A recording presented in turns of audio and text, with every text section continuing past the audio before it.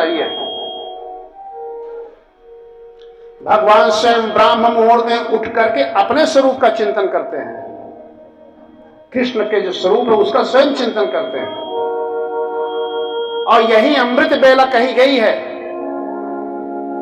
24 घंटे में जो समय, चित्त की जो स्थिरता, मन की जो शांति इस मुहूर्त में मिलती है, वो 24 घंटे में कहीं नहीं मिलती है।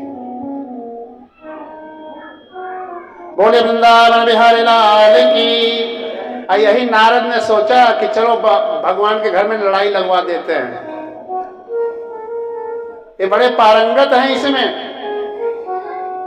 सुखदेव जी कहते हैं कि परीक्षित भगवान कृष्ण अपनी प्रिया रुक्मिणी के साथ विराजमान थे और नारद जी गए और पारिजात उस कल्प वृक्ष का एक फूल तोड़ करके ले गए, भगवान को भेंट किया और भगवान ने उस फूल को रुक्मिणी के केसों में लगा दिया। अब नारद जी से भगवान ने कहा कि प्रभु बैठिए देवर्षि, किस कारण आपका आगमन हुआ है? कहा भगवान कारण बाद में बताऊंगा, अभी थोड़ी देर में आता हूं, मैं जरा सत्यभामा से भी मिलकर आता हूं, देवी से। और सत्यभामा के पास गए तो उन्होंने स्वागत किया। सत्या ने कहा कि देवर्षि और बताइए त्रैलोक का क्या हाल चाल है, कोई खबर लाए हो क्या? तो देवर्षि ने कहा कि देवी त्रैलोक का हाल चाल बाद में पूछना, पहले तो अपने घर का हाल चाल जान लो। कहा हमारे घर में क्या हो रहा है, हमारे घर में सब ठीक है। कहनी तुम बड़ी भोली हो ना, तुम्हारे आगे तो तुम्हारे पति भी इधर उधर बड़ी लोक लुभावनी बातें करके तुम्हारा मन आकर्षित कर लेते हैं, लेकिन आज तो हमसे नहीं रहा गया। कहा बात क्या हुई? कहा मैंने एक पारिजात का पुष्प ले आए, मैंने लाकर दिया भगवान को, और आज रोहिणी की शोभा तो अलौकिक दिखाई पड़ रही है। कहा कैसे महाराज? कहा उस फूल को पहन लिया है, भगवान कृष्ण के केसों में लगा दिया है, तो आज तो उनकी दीप्ति और ज्यादा बढ़ गई है त्रिभुवन में। बस इतना कहकर नारद जी चल पड़े, वापस चले गए, वीणा पर जय श्री राम करते हुए। और जब भगवान कुछ देर में सत्यभामा के पास आए तो बैठाया सत्यभामा ने और कहा, भगवान ने पूछा देवी कुशल तो है? कहा खुद ही कुशल से हूं, और तुम्हारे पास तो समय है नहीं कुशलता पूछने का, कि कुशलता पूछने के तो आया हूं तुम्हारे अगली। तो कहा कि कुशलता पूछने के हमारे पास आते हो मीठी मीठी बात बनाने के लिए, और मन से प्रेम करते हो रुक्मिणी को। कहा बात क्या हुई? कहा अगर हमसे ज्यादा प्रेम करते तो जो पुष्प देवर्षि ने दिया था रुक्मिणी को न दे करके हमको देते तुम। तो भगवान भी तो माहिर हैं बहाना बनाने में। उन्होंने कहा अरे देवी वो एक फूल था इसलिए मैंने उसको दे दिया, पगली तुम्हारे लिए तो पूरा का पूरा पेड़ उखाड़ कर ले आऊंगा। बोलिए वृंदावन बिहारी लाल की। तब फिर ये क्षणे रुष्टा क्षणे तुष्टा देवियां बड़ी सरल हैं, तुरंत माने कहा हाँ प्रभु वही तो मैं कह रही थी कि ऐसी बात तो हो ही नहीं सकती भगवान के मन में। तो भगवान अब कब चाहिए? हमको तो कल चाहिए पुष्प, मैं उसी पुष्प से पूजा करूंगी। तो कहा तो चलो ले आते हैं। सत्यभामा के साथ गरुड़ पर बैठकर भगवान गए कहा? इंद्रलोक में। इंद्र ने स्वागत किया, आज तो पति पत्नी के साथ आप आए प्रभु, आपका स्वागत है। और इंद्र की कितनी भलाई किया है भगवान ने, जगह जगह पर जब इंद्र की जरूरत पड़ी तो भगवान जाकर के छुड़ाए उनको समस्या से, कष्टों से उनका निपटारा किया। लेकिन आज वही पारिजात वृक्ष मां पुष्प मांग रहे हैं कि नारद जी हमको अपने परिवार में ये आपका पारिजात वृक्ष चाहिए और हम ले जाने के लिए आए हुए हैं। इंद्र ने कहा कि भगवान बात तो ठीक है, लेकिन स्वर्गलोक की मर्यादा की बात है, अब मैं राजा हूं, मर्यादा के विपरीत कैसे काम कर सकता हूं? इंद्र ने कहा नहीं दूंगा। व्यासकार लिखते हैं यदा च आनंद किरीट कोटि भी पादौ स्पृशन्नच्युतमर्थ साधनम। अरे जो इंद्र अपने मुकुट को भगवान के चरणों में रख करके मदद मांगता है और भगवान मदद करते हैं, आज उन्हीं अच्युत भगवान को, कितना स्वार्थी इंद्र है। सिद्धार्थ एतेन विनष्टते महा नहो सुराणाम च तमोधिगाढ्यताम। अरे ऐसे ऐश्वर्य को धिक्कार है इंद्र जैसे ऐसे ऐश्वर्य को जो भगवान मांगे और न दे, ऐसा किस काम का। हमें तो कहना चाहिए भगवान से, प्रभु को मांगनी, किसी मांगते थोड़ी हैं, वो तो स्वयं संतुष्ट हैं, तीनों गुणों से ऊपर हैं। हमको तो यही कहना चाहिए और आप भी यही कहिए। मैं तो इस मंच से कहना चाहता हूं, कुछ लेकर जाइए कथा में। भगवान से हमेशा निवेदन कीजिए क्या कि नाथ सकल संपदा तुम्हारी, नाथ सकल संपदा तुम्हारी, हमसे एक सुखदाई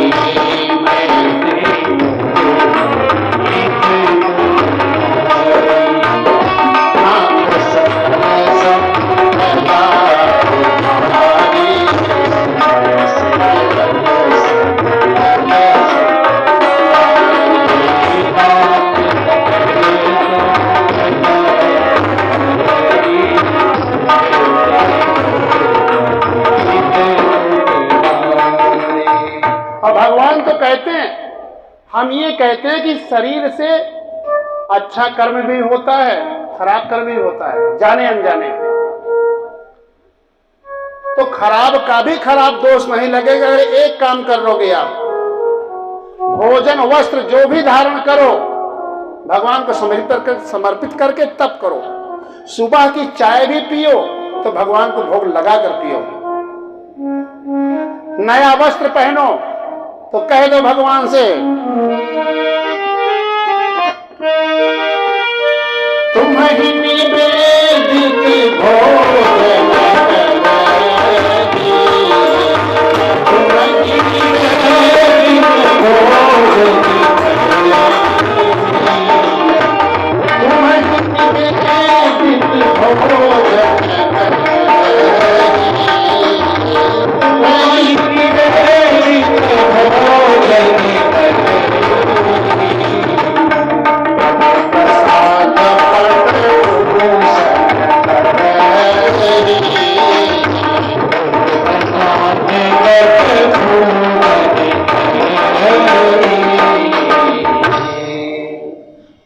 प्रसाद समझकर धारण करोगे तो शुभ कारक होगा, कल्याण कारक होगा।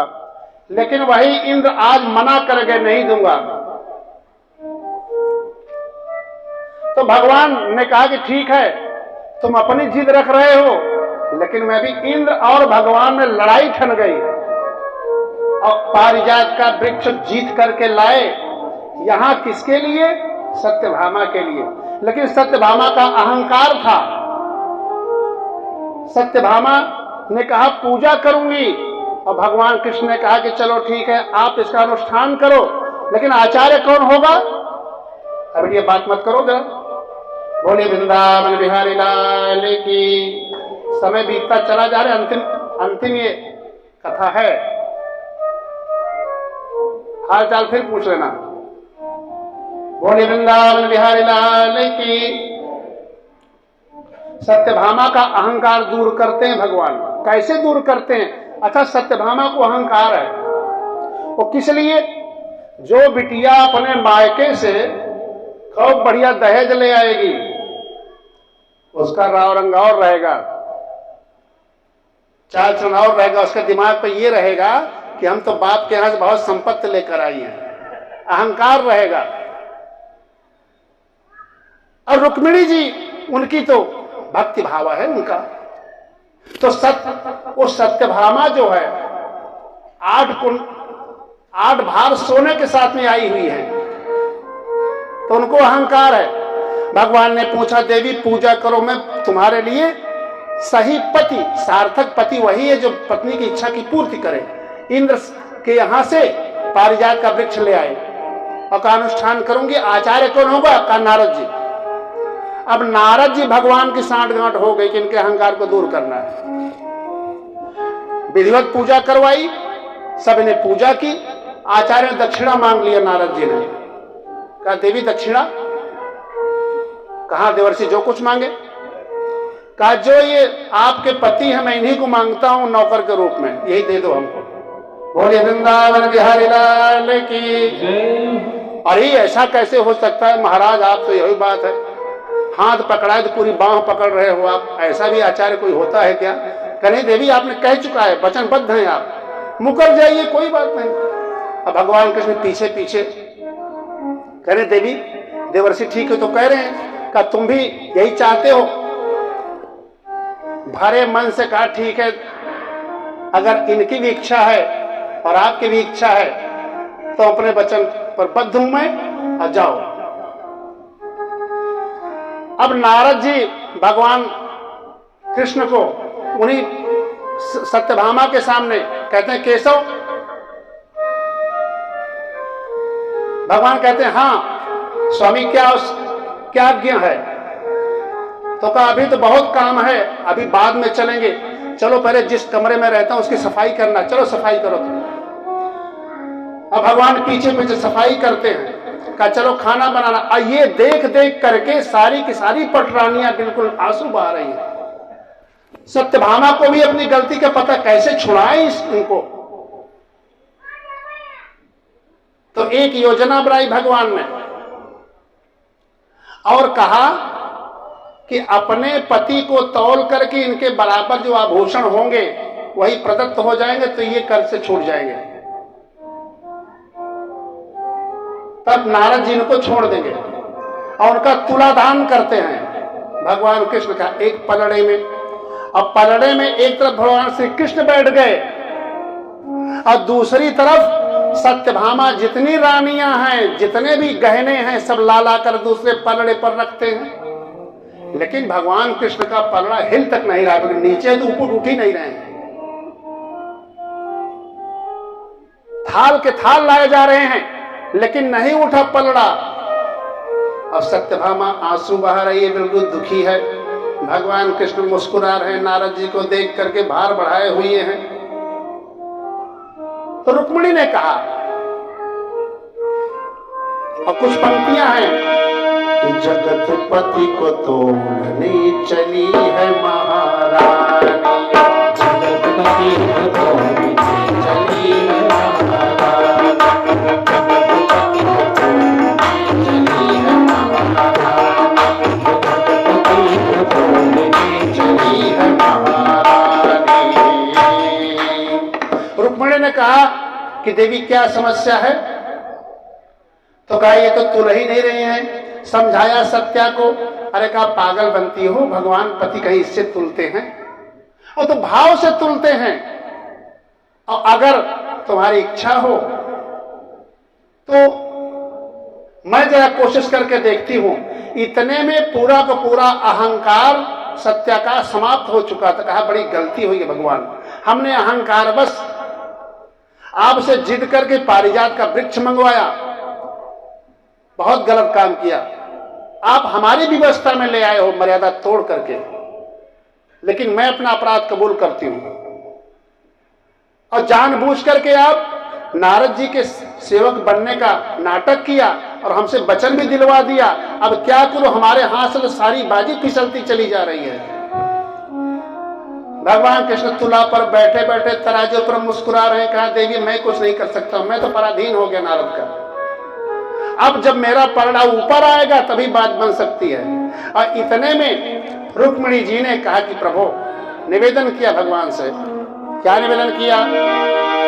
गोविंद गोविंद हरे मुरारे, गोविंद गोविंद मुकुंद कृष्ण, गोविंद गोविंद रथांग पाणे, गोविंद गोविंद नमो नमस्ते।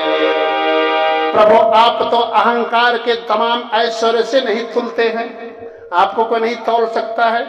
दुनिया का ऐश्वर्य धन दौलत आपको नहीं तोल सकता है। अगर आप तुलना चाहें तो मैं निवेदन करती, मेरा भाव रखिए, आप तो एक तुलसी के पत्ते से तुल जाएंगे। बोलिए वृंदावन बिहारी लाल की। और जैसे रुक्मिणी ने उन गहने के ऊपर तुलसी का एक पत्ता छोटा सा लाकर रखा, तुरंत भगवान कृष्ण का परड़ा ऊपर और आभूषणों का परड़ा नीचे भगवान तुल गए। और सारी ये तो मिली सांठ गांठ थी देवर्षि की। और भगवान ने इस प्रकार से सत्यभामा के अहंकार को दूर किया। बोले वृंदावन बिहारी लाल की। इस प्रकार सुखदेव जी भगवान की संततियों का वर्णन करते हैं। भगवान कृष्ण की प्रत्येक रानी से 10-10 पुत्र हुए और सभी रानी को यह लगता था कि भगवान हमारे पास रहते हैं, महल से बाहर नहीं जाते हैं। और सच पूछो तो जब एक एक रानी के 10-10 पुत्र हुए, पुत्रों के भी 10-10 पुत्र हुए, तो भगवान का परिवार करोड़ों में पहुंच गया यदुकुल। आजकल पहुंच जाता तो उनको वोट की कन्वेंशन की जरूरत ही नहीं थी, प्रधान जी अपने आप जीत जाते लगातार 5-5 साल। और वृंदावन बिहारी लाल की। भगवान का परिवार बढ़ गया। रुक्मिणी नंदन प्रद्युम्न का विवाह रुक्मवती से हुआ, जो रुक्मी की कन्या थी।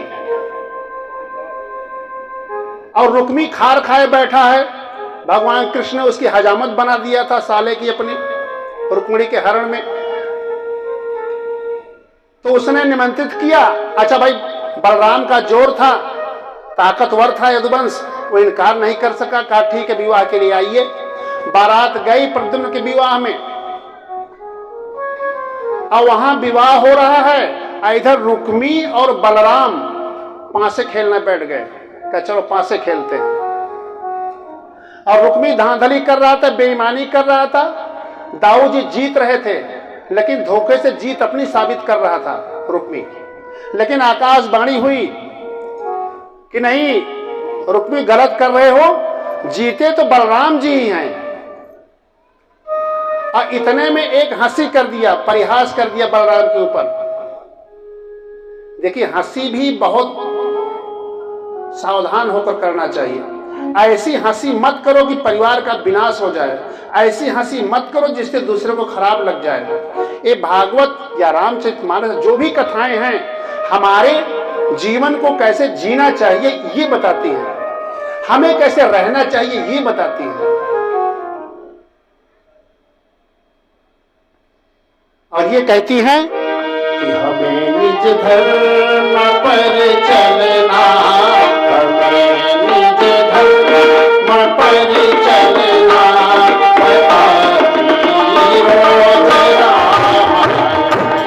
हमें निज धर्म पर चलना,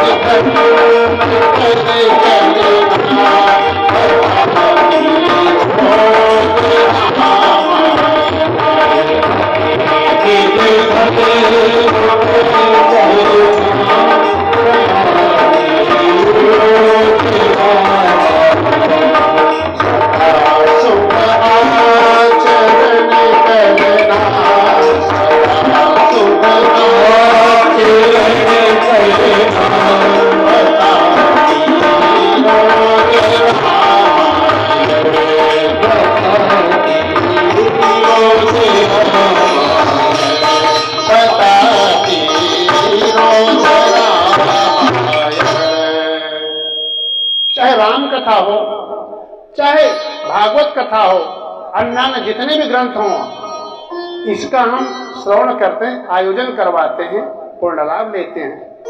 किस लिए? हमें किस प्रकार जीवन जीना चाहिए। लेकिन मजाक कर दिया उसने बलराम के ऊपर। कहा बलराम, हम लोग राजे महाराजे हैं जन्म के, और तुम पहले ग्वाले थे, बड़ी मुश्किल से तुम राजे बने हो अभी, इसलिए तुम पांचों का खेल तुम क्या जानो,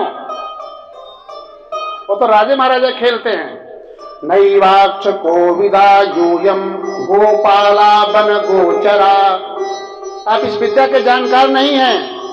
अक्षय दिव्यतंति राजानो बाणैश्च भवदृशा। हम लोगों के सरीखे लोग जो राजा लोग हैं वही इसको जानते हैं। और उनको गुस्सा आया, उठाया, मुगदर सिर पर पटक दिया उठाकर। बोले वृंदावन बिहारी लाल की। रुक्मी का देहांत हो गया वहां पर। सुखदेव जी कहते हैं कि इसके बाद प्रसंग रखते हैं उषा अनिरुद्ध के मिलन का।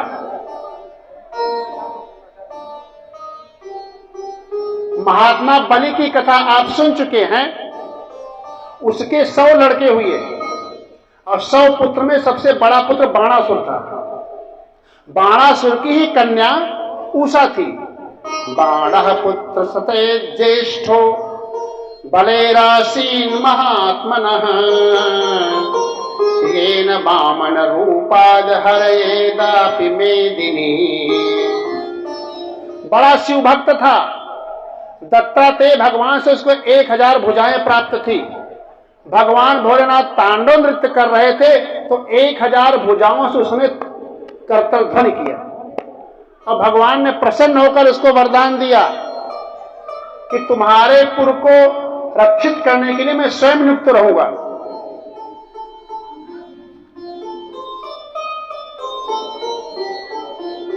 और बाणासुर ने कहा कि भगवान हमको लड़ने के मन है जो 1000 भुजाएं हैं तब सार्थक होंगी जब किसी से युद्ध होगा हमारा। ये किस काम की जब कोई युद्ध न हो। तो भगवान भोलेनाथ ने कहा कि हम ही से वरदान मांगता है, हमारे ऊपर मजाक कर रहा है ये। और वो कह रहा था कि भगवान आपके सरीखा कोई लड़ने वाला हो तब भुजाओं की सार्थकता हो। तो भगवान ने कहा दुष्ट, जब ये तेरा राज्य के बीच में जो ध्वज लगा हुआ है टूटकर गिर जाएगा और तब तेरे सदृश कोई लड़ने के लिए पैदा हो जाएगा, तब तेरा अभिमान भंग हो जाएगा। बोले वृंदावन बिहारी लाल की। बाणासुर की कन्या थी जिसका नाम उषा था। उसकी पुत्री उसकी सखी थी, उसका नाम चित्रलेखा था, जो कुभांड की उसके जो मंत्री हैं कुभांड की पुत्री थी। उषा ने रात में स्वप्न देख लिया कि हमसे कोई बहुत सुंदर राजकुमार संसर्ग कर रहा है। जगी वो सुबह तो अपनी सखी चित्रलेखा से कहा कि अपने मन की बात बताती हूं, तुम्हारी सखी हो, ऐसा ऐसा मैंने स्वप्न देखा है और उसी से जो स्वप्न में मिला है राजकुमार उसी से मैं विवाह करूंगी। चित्रलेखा ने कहा देवी कोई पहचान बताओ, कैसा है, कहां रहता है, तब तो मैं उसको लाने में तुम्हारी मदद करूं। तो कहा मैंने स्वप्न बता दिया, अब ढूंढना भी आपका काम है क्योंकि स्वप्न की बात है, परिचय तो उससे हमारा हुआ नहीं, कौन है मैं नहीं जानती। और चित्रलेखा इतनी चित्रकारी में प्रसिद्ध थी, चतुर थी कि उसने जितने भी देव गंधर्व हैं सबका चित्र बना दिया। और उस चित्र में कहा देखो सबका मैंने चित्र बना दिया, इसमें से कौन हो सकता है। उषा ने कहा कि यही प्रद्युम्न महाराज, उन्हीं पर उंगली गई, कहा यही है। और अपनी माया से रातों रात सोते हुए प्रद्युम्न का हरण करके ले आई अपने उषा के लिए, सखी के लिए। बोले वृंदावन बिहारी लाल की। किसी को पता नहीं देवी। अब यहां पर प्रद्युम्न और उषा रहने लगे, द्वारपालों को भी नहीं पता चला। लेकिन रहते रहते जब उषा गर्भवती हो गई और द्वारपालों ने उनकी हंसी सुन लिया, एक बार जोर से हंस दिए अनिरुद्ध जी, तो कहा दाल में काला है, कोई है अंदर। जाकर बाणासुर को के पास खबर पहुंची और उन्हीं प्रद्युम्न को बाणासुर ने बांध लिया, नागपाश में बांधा। उसकी खबर भगवान कृष्ण को गई नारद जी के द्वारा। नारद जी ने जाकर पूछा सब ठीक है भगवान? तो कहा देवर्षि ठीक तो है, लेकिन कई दिनों से अनिरुद्ध जी का पता नहीं चल रहा है, कहां पर है। अरे भगवान क्या बात करते हो, पता कैसे चलेगा आपको, अपने पुत्रों की खबर नहीं हो तो वहां नागपाश से बंधा पड़ा हुआ है बाणासुर के यहाँ। तो भगवान ने चढ़ाई कर दिया फिर, और उस बाणासुर के रक्षक भगवान भोलेनाथ, और इधर से चढ़ाई किया भगवान कृष्ण, तो भोलेनाथ और कृष्ण में युद्ध हो गया। बोले वृंदावन बिहारी लाल की। गए भगवान कृष्ण, भोलेनाथ ने प्रणाम किया कि भगवान को प्रणाम स्वीकार हो। कहा बाबा यहां तुम क्या कर रहे हो? कहा बाबा, कहा भगवान हमारा चेला है और मैंने वचन दिया है कि हमारे रहते कोई हमारे चेले का बाल नहीं बांका कर सकता है। भगवान कृष्ण ने कहा कि इसने हमारे पुत्र को बांध रखा है, हम भी वहां से प्रण करके आए हैं बाबा कि इसको छुड़ा कर ले जाएंगे। तो भगवान भोलेनाथ ने कहा भगवान हमारे रहते हो नहीं पाएगा ये। तो इधर से नारायणास्त्र और उधर से भगवान भोलेनाथ का त्रिशूलास्त्र सब छोड़ा गया। बड़ी भयंकर लड़ाई हुई, उथल पुथल हो गई हर जगह। यहां जितने परिवार वाले हैं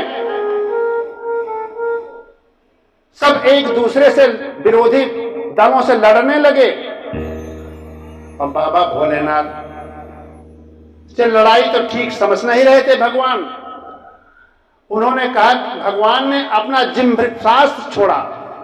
जिम्भृत शास्त्र ये है माताजी कि जम्हाई आने लगती है, और जब जम्हाई आने लगती है, आंख मूंद कर भगवान जब जम्हाई आने लगे, जम्हाई लेने लगे, तब भगवान तुरंत प्रद्युम्न को छुड़ा लिए और उसके चेले बाणासुर की 1000 भुजाएं काट दिया चक्र सुदर्शन से। बोलिए वृंदावन बिहारी लाल की। तब भगवान भोलेनाथ ने कहा कि भगवान मारना मत, मेरा चेला है, मैंने उसको वरदान दिया है। कहा तो भगवान क्या चाहते हो आप? भोलेनाथ कहा मेरा परम प्रिय भक्त है प्रभु, मैंने इसको वरदान दिया है, तो मेरी बात तो सही रखो। तो कहा चलो ठीक है, वैसे भी बलि के वंश का है, इसके बाद अब किसी का नुकसान मेरे द्वारा नहीं होगा, मैं इसको वंश को अभयदान देता हूं। हाँ, इसकी बाकी भुजाएं जो 4 बची हुई हैं वो रहने देता हूं, उसको नहीं काटूंगा, और ये हमारे पार्षद के रूप में होकर के हमारी सेवा करेगा। बोले वृंदावन बिहारी लाल की। इस प्रकार से भगवान कृष्ण और भगवान रुद्र में भी लड़ाई हुई। फिर वही फलश्रुति, जो इस प्रसंग को पढ़ता है, सुनता है या सुनाता है, उसकी कहीं पराजय नहीं होती, हमेशा विजयी रहता है। बोले वृंदावन बिहारी लाल की। य एवं कृष्ण विजयम शंकरेण च संयुगम स्मरेत् प्रातरुत्थाय।